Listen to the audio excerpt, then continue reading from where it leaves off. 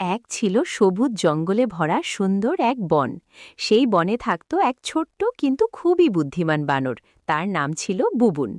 বুবুন অন্য বানরদের মতো শুধু দুষ্টুমি করত না, সে সবসময় মাথা খাটিয়ে কাজ করত।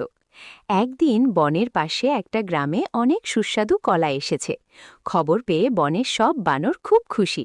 কিন্তু একটা সমস্যা ছিল, গ্রামের কৃষক খুব কড়া পাহারা দিচ্ছিল। কেউ গেলেই সে লাঠি নিয়ে তাড়া করে। সব বানর হয় পেয়ে গেল। তারা বলল, এবার তো কলা খাওয়া হবে না। কিন্তু বুবুন হাসল। সে বলল, আমি একটা প্ল্যান করি, তোমরা শুধু দেখো।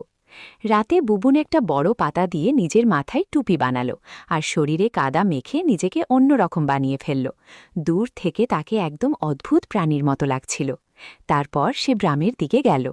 কৃষক তাকে দেখে ভয় পেয়ে চিৎকার করে বলল, এইটা আবার কি জিনিস, ভূত নাকি? কৃষক ভয়ে দৌড়ে পালিয়ে গেল।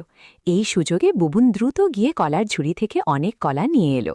তারপর সে তার বন্ধুদের ডাকল। সব বানর খুশিতে লাফাতে লাগল। তারা বলল, বুবুন তুমি সত্যিই জিনিয়াস। বুবুন হেসে বলল, শক্তি না, বুদ্ধিই আসল শক্তি। বুদ্ধি দিয়ে বড় বড় সমস্যাও সহজে সমাধান করা যায়।